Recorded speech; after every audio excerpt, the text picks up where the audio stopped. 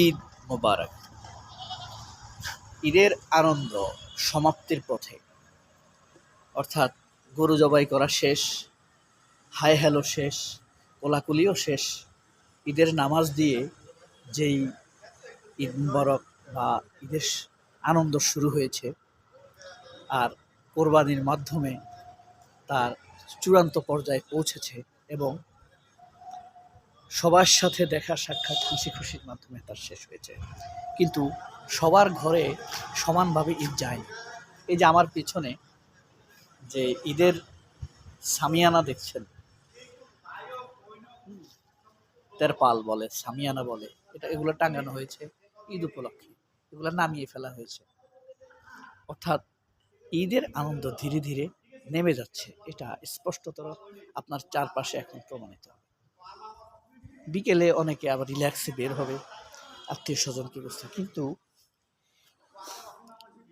যারা জুলাইয়ে প্রাণ দিয়েছে, আহত হয়েছে, তাদের পাশে আমরা কয়জন গিয়েছি? আমি না হয় একজনের কাছে যেতে পারলাম, আপনারও একটু দায়িত্ব আছে। অন্তত পাশের কাউকে জিজ্ঞেস করে খোঁজ খবর নিতে পারেন, এতে তাদের মনে একটা মনোবল বাড়বে, আনন্দের ছোঁয়া লাগবে যে আমরা একা নয়। যাদের জন্য আমরা আহত হয়েছি, যা আমার সন্তানরা যার জন্য শহীদ হয়েছে, সে একা না, তার জন্য সমাজের সহানুভূতি আছে। সেই পরিবারগুলোর ঈদের অবস্থা কি, এই কথাটা কি শুনতে আমাদের কোনো আগ্রহ আছে?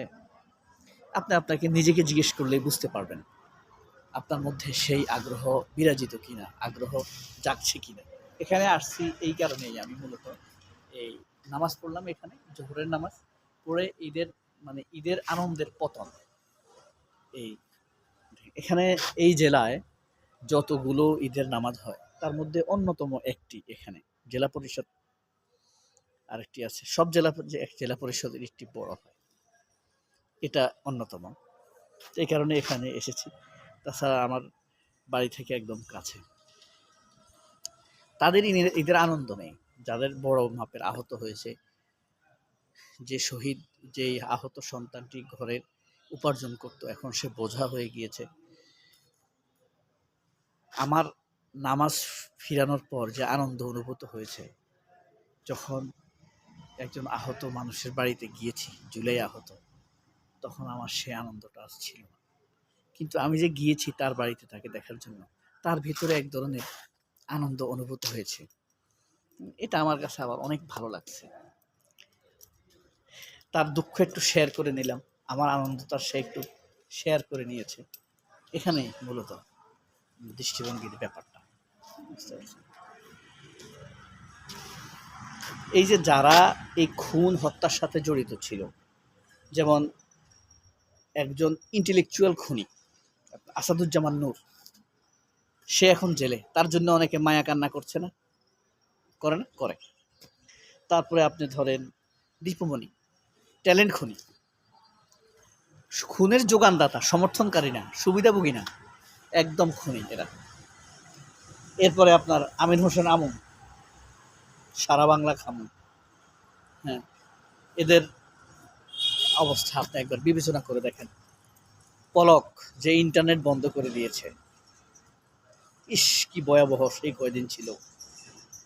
ইন্টারনেট ছিল না এই কারণে ভয়াবহ বলছি না, ভয়াবহ বলছি এই কারণে যে এই ইন্টারনেট বন্ধ করে মানুষ হত্যা করা হয়েছে।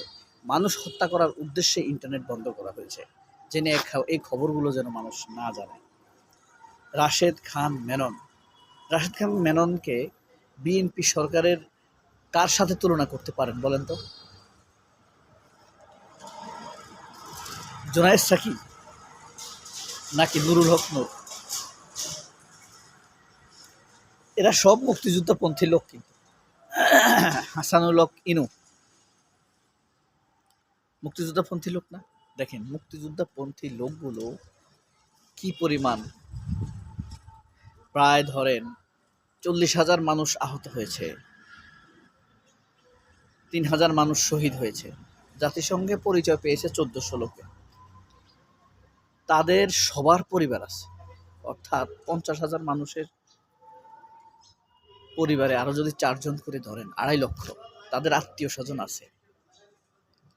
10 লক্ষ মানুষের আজকে ঈদের দিনে চরম কষ্ট, আর্তনাদ, কান্না। তারা তাদের আত্মীয় হারিয়েছে, স্বজন হারিয়েছে।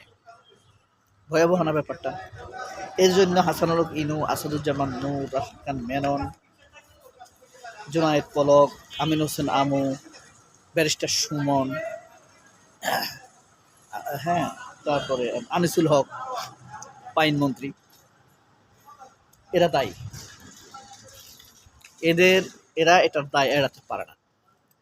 এরা হলো ভিআইপি খুনি, মানে খুনি হিসেবে ভিআইপি।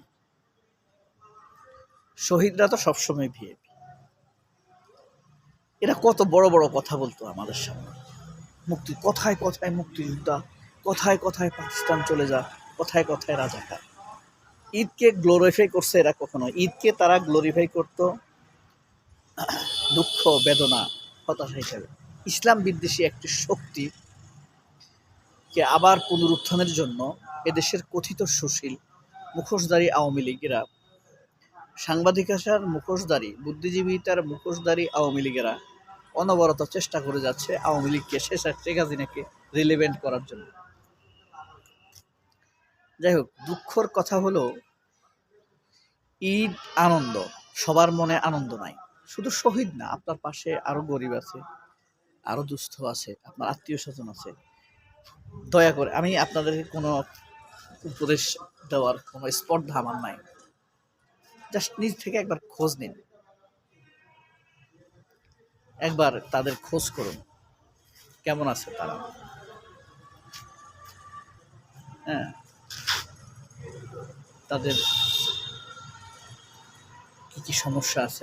আমরা তো সব সমাধান করতে পারবো না, কিন্তু কি কি সমস্যা এটা আমরা অন্তত জানতে পারি, তার মনটা হালকা করতে পারি, মনোযোগ দিয়ে তার কথা শুনতে পারি, তার বাচ্চাগুলোকে একটু আদর করতে পারি আমরা, এবং আল্লাহ তাআলা আমাদের উপরে খুশি হয়ে যাবে। এই যে আমরা আছি পৃথিবীতে, দেখেন আকাশ, আলো বাতাস, প্রকৃতি আমরা দেখছি, কিন্তু আপনার তারা এখন এই পৃথিবীতে নেই। তারাও এই পৃথিবীর এক সময় বাসিন্দা ছিল, আজ তারা সেখানে অনুপস্থিত। যারা বিদেশে আছেন, যে যেভাবে পারেন তাদের খোঁজ খবর নেবেন, পাশে থাকবেন, আপনারও ভালো লাগবে, আপনার সন্তানটাকে আল্লাহ ভালো রাখবে, হেফাজত করবে, আপনার মা বাবাকে আল্লাহ ভালো রাখবে, আপনাকে দুশ্চিন্তা মুক্ত রাখবে। এই হলো আধ্যাত্মিক অর্জন। এটা সবাই অসম্ভব ভালো থাকবেন। আল্লাহ হাফেজ, আসসালামু আলাইকুম।